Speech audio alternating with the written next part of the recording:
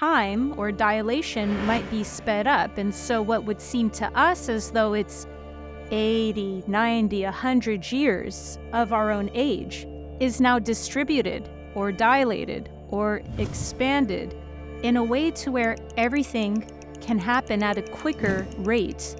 Quicker, of course, to our perception here. So how we process things in this space-time will appear, if we're peeking into a higher dimension or a higher density, it would appear really fast.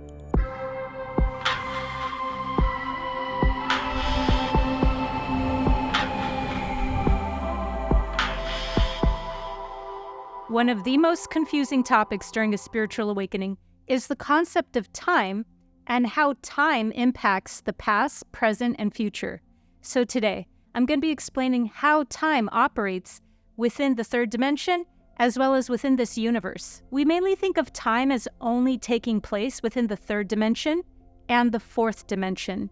Sometimes people even equate the fourth dimension with being strictly time, and then us encapsulated within that womb of time. But the moment that we have an experience between a witness and the witnesser, or an object and the one viewing that object, and the creator and the creation, time is present and time is taking place. So what this really means is that time is in every dimension, but it's operating differently in every dimension. And so, what time really is, if we wanted to sum it up, is dilation. It's dilating or expanding. Time is dilating us into a creator and a creation. So another way of saying that time is truly dilation is by saying that time is a distributor of space, which is why every dimension or density operates as a space-time. It's just that that space is being distributed differently by time in every density. For instance, the seventh density would be space with time distributing itself or dilating itself in a way that would not look how the third density or third dimension has space and time is being dilated here.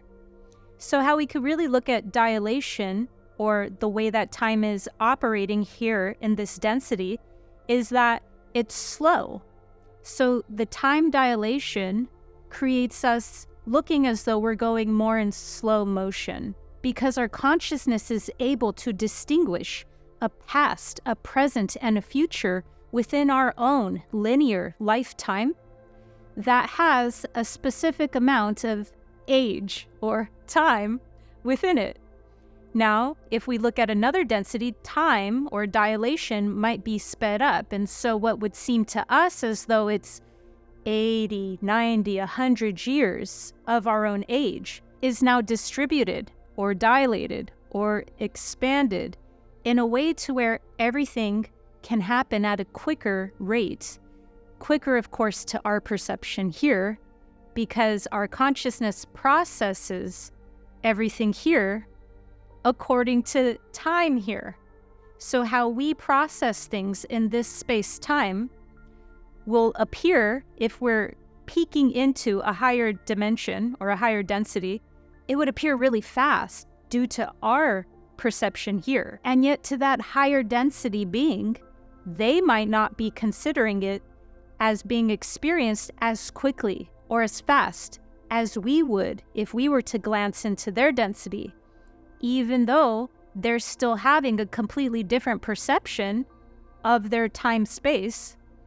It still wouldn't be experienced the way that we would interpret that experience. So if time is the force that acts upon space in order to disperse it, then how we could look at time is by being the way that every space-time or the way that every density is actually organized. And if something is organized by time, that would be called a law. So time is no different than the laws of a specific density, how those densities operate, what is possible to experience within that density according to how time distributes that section or that area of space. So if time is dilating or expanding a space, and then that creates a specific type of bandwidth of frequency, then what that's doing is creating a specific experience for consciousness inside that density, which would mean that that density is organized around the way that time distributes space. So it would be a law. Time and the laws of a density or the laws of how a dimension operates are no different from one another. In fact, they are so parallel, they can just be used as different words for the same thing. Time is how a dimension works, or the laws of that dimension are fill in the blank. And what you would have is just the meaning behind that dimension. That would be the laws. So you could say, oh, the laws of this dimension are cause and effect. But another way of saying that would be almost the math behind that, if we'd want to call it that, or just the physics behind that. And that would be how time is interacting with space. So time would be how that dimension operates, and then we would explain that through something that makes sense to us and something that is meaningful to us. So it would look like a law, which would be like, oh, cause and effect. Many of us are already aware that time is an illusion. But why? It's because time creates motion, the motion of distance, the motion from point A to point B, but also the motion from a past to a present to a future. But all of that is how time operates here in this dimension. Time is still present in higher dimensions, only time dilation operates differently in higher dimensions. So it won't even be called time dilation. It would be called duality, or even more precise, it would be the duality of light. The duality of light doesn't stop with light and shadow. Light is also both a particle and a wave. Light is also known in mysticism to be both spirit and illusion. In this case, an illusion means anything that is material, therefore transitory, and not in its absolute state. David Bohm captured this beautifully in the quote, "Matter is frozen light." The reason we struggle to understand the nature of reality is because our consciousness is in a hologram of matter, which is another way of saying we are in a matrix. So, the duality of light operates differently at different levels of consciousness. It's not always hardcore duality that manifests as time dilation. Light arranges itself into laws of each space-time, according to the level of duality that we call density. We experience light, therefore time, in this density according to rhythmic pulsation. The rhythmic pulsation of our heartbeat is also reflected in the law of rhythm, and the law of correspondence, and the law of vibration. So many of us already know that time is an illusion because everything is taking place in an eternal now. But that eternal now is at a level to where we would just be entering this universe. Once we're in the universe, we would need time, the force of dilation, to come in and start dispersing a space for us to be able to even experience any density in this universe of light. So our consciousness would need to be distributed by the force of time into some form of separation. Now, when we get to the fifth density, many of us know that the fifth dimension or density is what unity consciousness represents. Because in unity consciousness, now we're operating mainly through the consciousness of oneness. If you'd like to learn more about this, you can watch my video, How to Recognize an Enlightened Being. But oneness doesn't even necessarily mean that there is no separation. What that means is that we are still experiencing things separate from ourselves, but we are aware. Our consciousness is fully anchored into the permanent awareness at that point of time being an illusion, therefore separation from others being an illusion. So we're aware when we're operating in unity consciousness or oneness that we are the other and the other is us. And that at the highest level of truth, that all is just that one being, the universal heart space, experiencing itself as the many. So the one represented and experiencing itself in a play of many. But in order for that play of there to be many to even exist, we would need time to come in to help bring just a little bit of separation in between everything.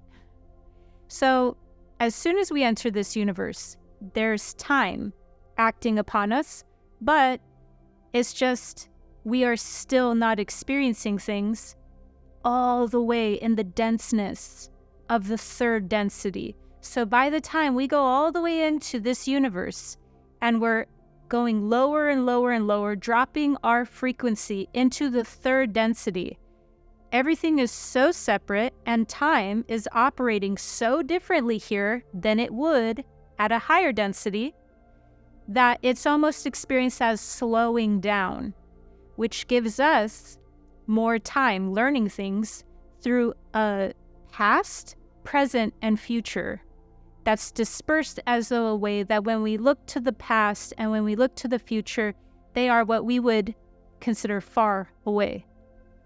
Now, this is very important for us to understand because this past, present, and future that we're experiencing here in our linear lifetime actually goes far beyond this dimension. We have a higher self. Many of us know that the higher self is kind of like the director. And the director enters into our reality at a specific level of density. Meaning that when you are at the 12th density consciousness or the 8th density consciousness, you don't even need a higher self at that point. A higher self only enters the point when now you are in so much time dilation that there's such a thing as a completed future version of yourself. And that's what the higher self is. It is what we would consider the epitome of our journey through all the dimensions into not really a perfected being, but an all-knowing and wise being. And that's why the higher self is the director, because it's wise enough to have grown into itself. Now, here's the most important part and the most important takeaway from this whole concept of time and the future and the present. And it's because if you can understand this point, then you will be able to have many other things that you're going to be experiencing going through a spiritual awakening make a lot more sense over time. And that's because this core concept is very important. And what that is when you enter into any dimension of time, you're in a complete realm of time. You're not just in that density of time. So everything I said about time operating differently on one space, that creates a density, and then it operates differently in that space, creating a density, and that space. Well, now, let's just put that aside and look at time as being the force upon all of these different parts of space and time. If time is present, no matter what, as soon as we enter a universe.